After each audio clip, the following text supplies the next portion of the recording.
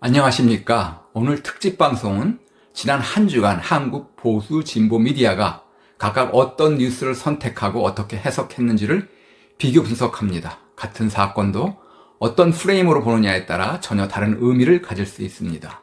오늘 방송은 보수 미디어의 주요 뉴스 3가지, 진보 미디어의 주요 뉴스 3가지를 각각 소개한 뒤 두 진영이 첨예하게 대립한 뉴스의 본질을 파고들어 이 시각 차이가 대한민국의 안보와 경제 그리고 사회에 어떤 파장을 가져오는지까지 살펴보겠습니다. 첫 번째 뉴스입니다. 정용진 신세계그룹 회장이 스타벅스 코리아의 5번 18 민주화운동 당일 탱크데이 이벤트 논란에 대해 직접 사과했습니다. 탱크, 책상의 탁 등의 표현이 광주를 모독한다는 비판이 확산되자 스타벅스 대표를 경질하고 대국민 사과문을 발표했습니다. 동아일보는 기업의 신속한 사과와 후속 조치를 중심으로 사실관계를 전달하는 데 초점을 맞췄습니다. 두 번째 뉴스입니다. 국민의힘 장동혁 대표가 통일부의 2026 통일백서에 명시된 평화적 두 국가론을 반헌법적 분단 선언으로 규정하며 이재명 정부를 강하게 비판했습니다. 보수 진영은 북한이 먼저 적대적 두 국가 헌법을 만든 상황에서 우리 정부가 이에 호응하듯 두 국가를 공식화하는 것은 헌법상 통일 조항을 정면으로 훼손하는 것이라고 주장했습니다. 세 번째 뉴스입니다.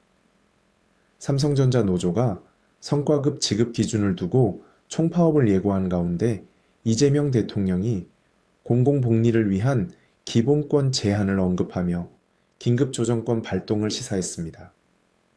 동아일보는 대통령이 노동권과 경영권의 균형을 강조하면서도 사실상 노조를 압박하는 메시지를 보낸 것으로 해석했으며 과유불급 발언을 통한 우회적 비판도 함께 전했습니다. 이어서 3부 진보 미디어 주요 뉴스입니다.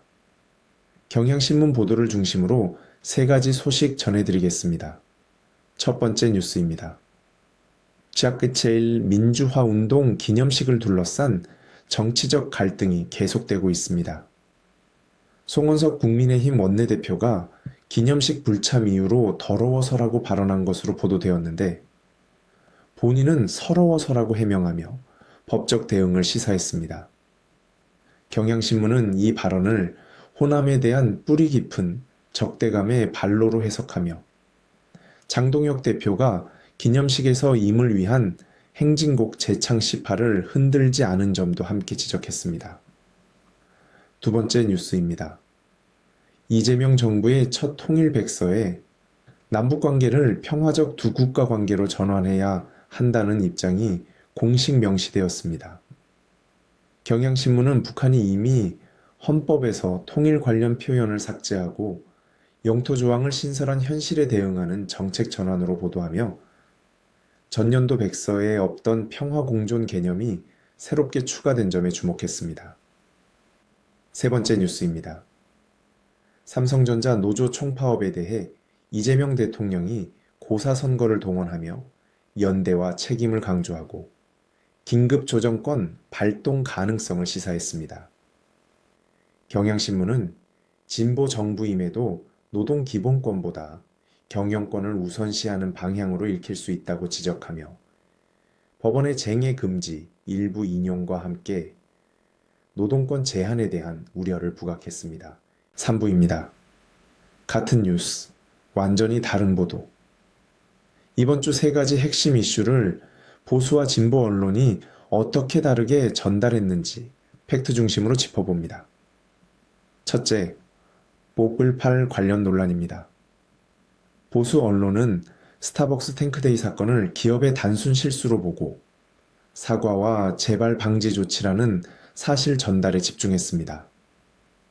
반면 진보 언론은 송원석 의원의 더러워서 발언을 부각하며 국민의힘 지도부의 오케아팔 인식 자체를 구조적 문제로 확대 해석했습니다.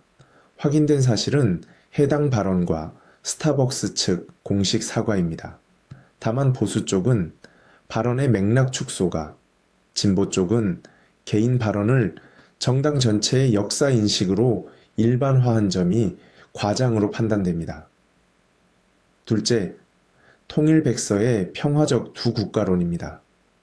또 보수 언론은 이를 헌법상 통일 조항에 정면 배치되는 분단 고착화이자 북한 노선에 대한 동조로 강하게 비판했습니다. 진보 언론은 북한이 스스로 대남 적대 노선을 공식화한 현실에 대응하는 실용적 정책 전환으로 평가했습니다. 사실관계로는 북한이 적대적 두 국가론을 먼저 선언한 점이 확인됩니다. 보수의 친북 동조 프레임은 정책 의도를 과도하게 단정한 측면이 있고, 진보 역시 헌법적 쟁점을 경시한 부분이 있습니다. 셋째, 삼성전자 노조 파업과 긴급조정권 발동 시사입니다. 보수 언론은 반도체 공급망이라는 국가 핵심 산업 보호와 책임 있는 국정 운영 프레임으로 대통령 발언을 긍정 전달했습니다. 진보 언론은 진보 정부가 노동 기본권을 제한하려 한다는 아이러니에 주목하며 노동권 침해 우려를 집중 조명했습니다.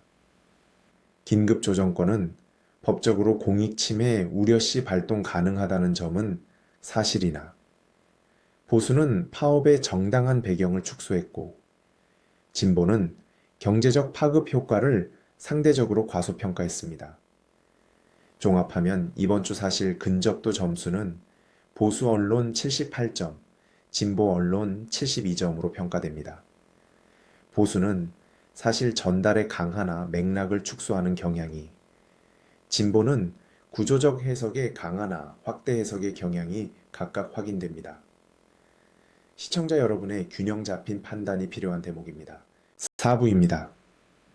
시각 차이가 만드는 현실, 그 너머에 있는 안보와 경제의 실질적 영향을 짚어봅니다. 먼저 삼성전자 노조 총파업 문제입니다. 삼성전자는 한국 수출의 핵심 축으로 파업 장기화 시 글로벌 반도체 공급망에 차질이 불가피합니다. 2023년 대만 TSMC가 노사 갈등 조짐만으로도 글로벌 시장이 요동쳤던 사례를 떠올리면 그 파급력을 가늠할 수 있습니다. 이재명 대통령의 긴급조정권 발동 시사는 프랑스 마크롱 대통령이 연금개혁 당시 헌법 제49조 3항을 발동해 노동계와 극심하게 충돌했던 상황과 비교됩니다. 노동 기본권 보장과 경제 안보 사이의 균형점을 어디에 놓느냐가 향후 한국 노사관계의 선례가 될 것입니다. 통일백서의 평화적 두 국가론 명시는 안보 지형을 근본적으로 흔듭니다.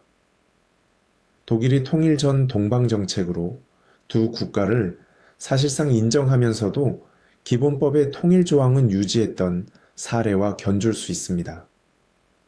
한미동맹의 대북 공조 방식과 유엔 제재 프레임에 직접 영향을 미치며 헌법 제3조 영토 조항, 재해석 논쟁으로 확산될 가능성이 큽니다.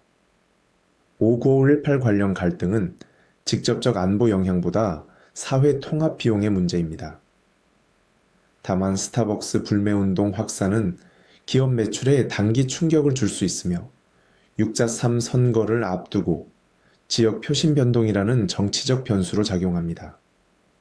사실과 감정이 교차하는 지점에서 냉정한 판단이 필요한 시점입니다. 마지막입니다. 이번 주 한국 뉴스가 남긴 것을 정리합니다.